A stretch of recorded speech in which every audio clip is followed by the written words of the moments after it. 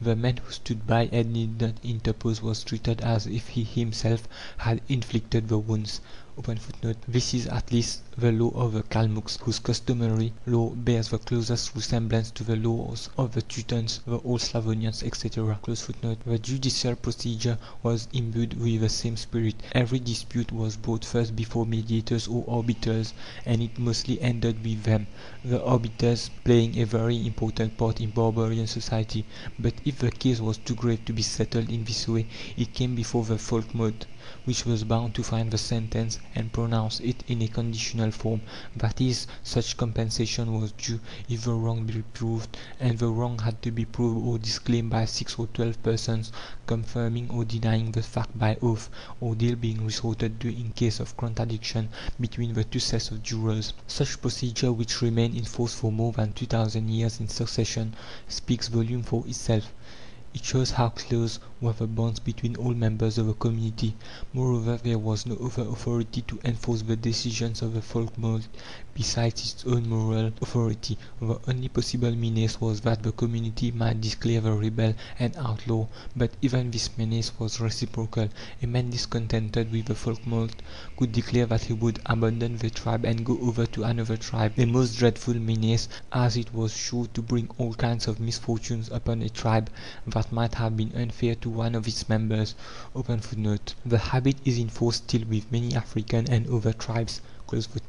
A rebellion against a right decision of the customary law was simply inconceivable, as Henry Maine has so well said, because law, morality, and fact could not be separated from each other in those times.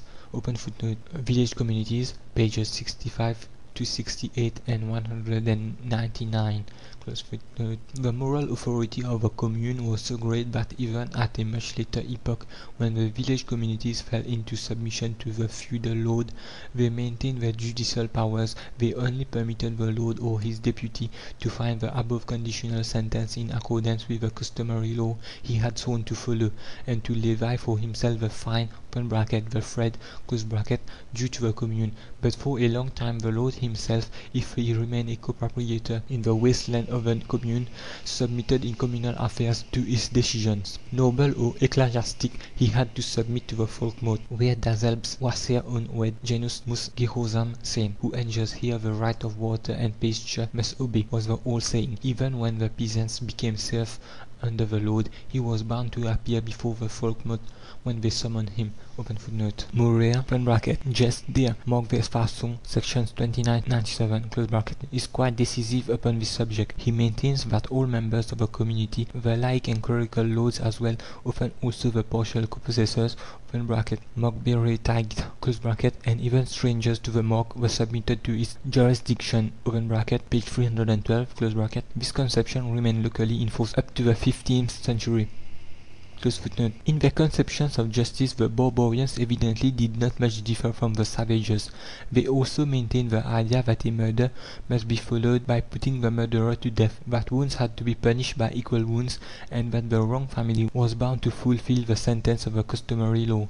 This was a holy duty, a duty towards the ancestors which had to be accomplished in broad daylight, never in secrecy, and rendered widely known.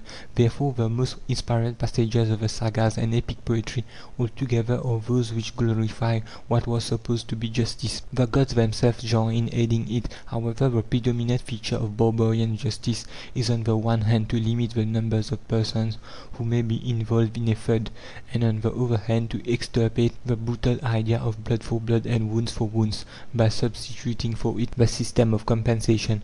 The barbarian codes, which were collections of common law rules written down for the use of judges, first permitted, then encouraged, and at last enforced compensation instead of revenge. Königswater, Locke, page 50. G. Thrupp, Historical Law, Tracts, London, 1843, page 106. The compensation has, however, been totally misunderstood by those who represented it as a fine and as a sort of carte blanche given to the rich man to do whatever he liked. The compensation money (were geld), which was quite different from the fine or thread. Königswater has shown that the thread originated from an offering which had to be made to appease the ancestors. Later on it was paid to the community for the breach of peace, and still later to the judge or king or lord when they had appropriated to themselves the right of the community. Was habitually so high for all kinds of active offences that it certainly was no encouragement for such offences. In case of a murder, it usually exceeded all the possible fortune of the murderer. 18 times 18 cows is the compensation with the Ossets, who do not know how to reckon above 18, while with the African tribes it attains 800 cows or 100 camels with their young, or 416 sheep in the poorer tribes.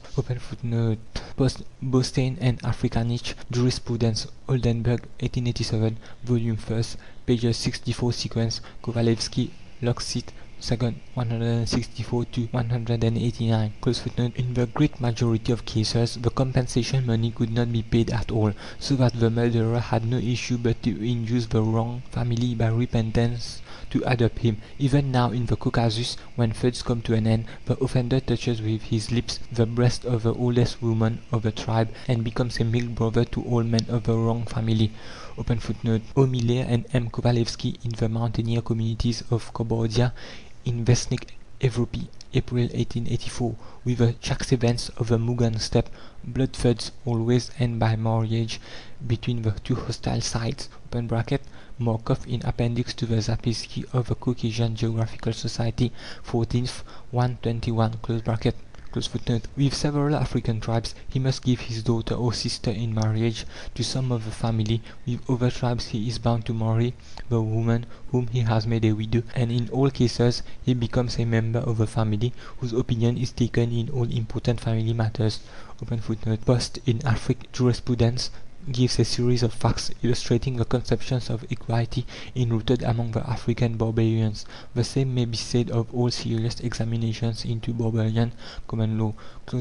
Far from acting with disregard to human life, the barbarians, moreover, knew nothing of the horrid punishments introduced at a later epoch by the laic and canonic laws under Roman and Byzantine influence, for if the Saxon code admitted the death penalty rather freely, even in cases of incendiarism and armed robbery, the other barbarian codes pronounced it exclusively in cases of betrayal of one's kin and sacrilege against the community's gods as the only means to appease the gods. All this, as seen, is very far from the supposed moral dissoluteness of the barbarians. On the contrary, we cannot but admire the deeply moral principles elaborated within the early village communities, which found their expression in Welsh triads, in legends about King Arthur, in Brehon commentaries. See the excellent chapter Le droit de la vieille Irlande, also le haut nom, in études de droit international et de droit politique by Professor Ernest Bruxelles, 1896. In all German legends and so on, or find still their expression in the sayings of the modern barbarians.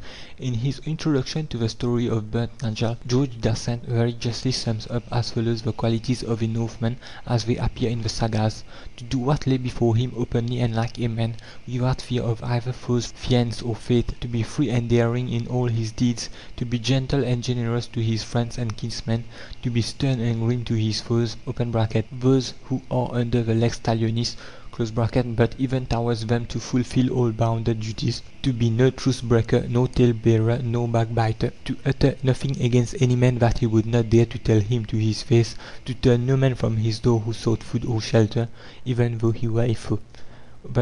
Introduction, page 35. The same or still better principles permeate the Welsh epic poetry and triads: to act according to the nature of mildness and the principles of equality, without regard to the foes or to the friends, and to repair the wrong of the highest duties of men. Evil is death, good is life, exclaimed the poet legislator. Das Art Wallis, pages 343 to 350. The world would be full if agreements made on lips were not honorable, the Brehon law says, and the humble Shamanist Moldovan, after having praised the same qualities, will add moreover in his principles of customary law, that among neighbors the cow and the milking jar are in common, that the cow must be milked for yourself and him who may ask milk, that the body of a child reddens from the stroke, but the face of him who strikes reddens from shame. Open footnote. Mainoff, Sketches of the Judicial Practices of the Moldavians in the Ethnographical Zapiski of the Russian Geographical Society, 1885, pages 236-257. Close footnote. And so on. Many pages might be filled with like principle expressed and followed by the barbarians. One feature more